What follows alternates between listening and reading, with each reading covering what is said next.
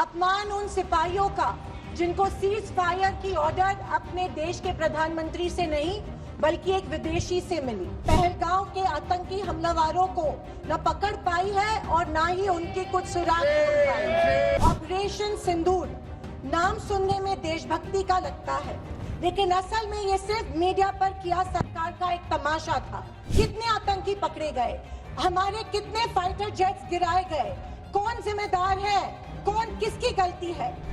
Madam speaker, मैं आज इस सदन में क्रोध, वेदना और अपमान की भावना लेकर खड़ी हूँ।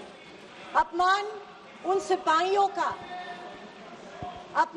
सिपाहियों का जिनको सीज फायर की ऑर्डर अपने देश के प्रधानमंत्री से नहीं बल्कि एक विदेशी से मिली।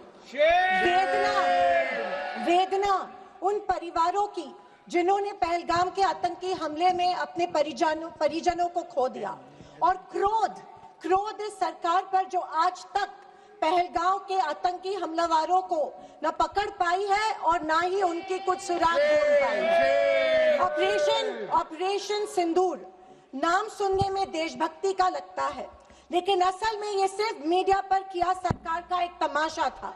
कोई नहीं बता रहा है कि इस ऑपरेशन में हासिल क्या हुआ, कितने आतंकी पकड़े गए, हमारे कितने फाइटर जेट्स गिराए गए, कौन जिम्मेदार है, कौन किसकी गलती है।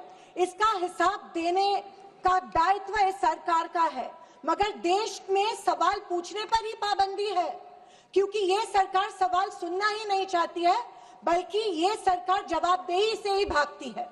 अध्यक्ष महोदय, आज की परिस्थितियों को देख मुझे रोम में बने कॉलिसियम की याद आती है। विश्व की सबसे अविस्मरणीय और पुरानी इमारतों में एक है।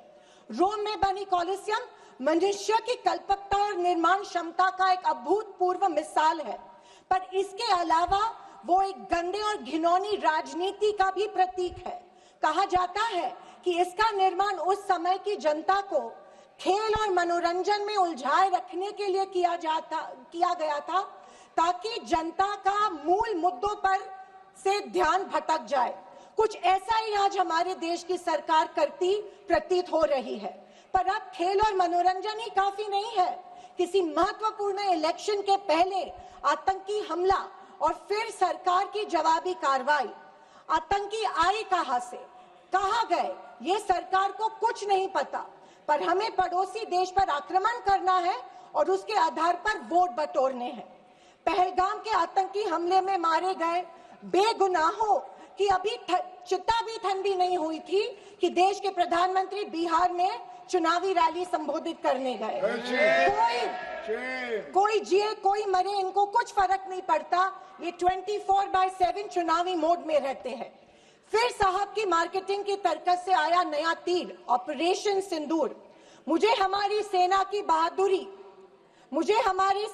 बहादुरी पर बिल्कुल संदेह नहीं है।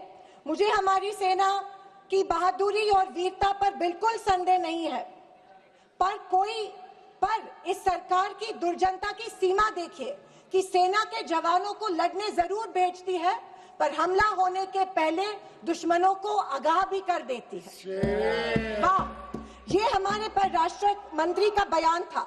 क्या यही कारण है कि हमारे जेट्स दुश्मन के द्वारा गिराए गए? क्या ये हमारी सेना के जवानों के जानों के साथ खिलवाड़ नहीं थी? खैर, जो इंसान मानता हो कि इस सेना के जवान की तुलना में एक व्यापारी ज्यादा खतरा मोल लेता है, उससे हम अपेक्षा ही और क्या करें। ये मूर्खता है या फिर देशवासियों को मूर्ख बनाया जा रहा है?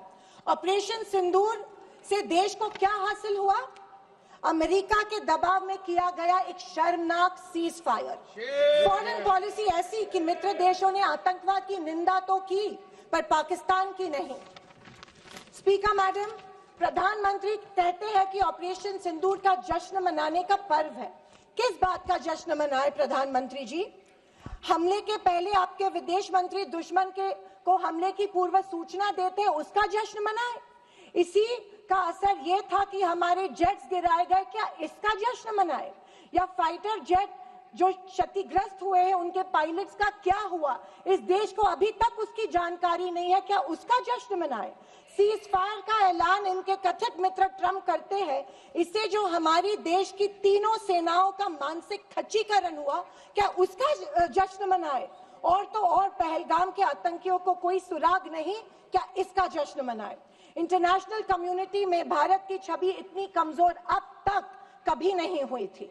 हर चीज को इवेंट मत बनाइए मोदी जी, अपने मन की बात छोड़कर देशवासियों को की सवाल का जवाब देने की भी हिम्मत दिखाइए। याद आती है जब इंदिरा गांधी जी के सामने पाकिस्तान सरेंडर हुआ था और एक हार्डलाइनर निक्सन जैसे को भी इंदिरा गांधी की बात सुननी पड़ी। और विदेशी नीति की तो हालत और भी शर्मनाक है। हमारे पड़ोसी नेपाल, बांग्लादेश और श्रीलंका जो कभी भारत के सबसे करीब थे, आज हमारी पीठ पीछे चीन से हाथ मिला रहे हैं। एक समय था जब भारत के पास नेबरहुड फर्स्ट की नीति थी और आज हमारे पड़ोसी हमें लास्ट प्रायोरिटी मानते हैं। स्पीकर मैडम, विदेश जाकर इंडियन डायस्पोरा के साथ तस्वीर खिंचवाना ही विदेश नीति बन गई है। अब यह सरकार प्रश्न पत्र भी खुद बनाती है और उत्तर भी खुद तय करती है। जनता से कोई संवाद नहीं, पार्लियामेंट में कोई ट्रांसपेरेंसी नहीं। ये सरकार केवल प्रचार की मशीन बनकर काम कर रही है। पहलगाम के शहीदों के परिवारों को जवाब कौन देगा? सरकार की कूटनीति की असफलताओं को जवाब कौन देगा? चीन की बढ़ती घुसपैठ और पड़ोसी देशों की बेरुखी का जवाब कौन देगा? अगर सरकार जवाब नहीं देती है तो सरकार को सत्ता में बने रखने का कोई अधिकार नहीं है। विपक्ष का हर सांसद लोगों के सवालों को उठाता रहेगा और अगर सवालों से डरती है तो कुर्सी छोड़ो। ये कुर्सी, ये पद जवाबदेही का है, सिर्फ इवेंट सेलिब्रेशन का नहीं है। और अंत में मैं इतना ही कहना चाहती हूँ कि आवाज न सुनी हमारी, कुछ गम नहीं। आवाज न सुनी हमारी, कुछ गम नहीं। मजलूमों की चीखें तो सुन लीजिए। मन की बातें बहुत कर ली साहब, वक्त मिले तो देशवासियों की गुहार भी सुन लीजिए। Thank you.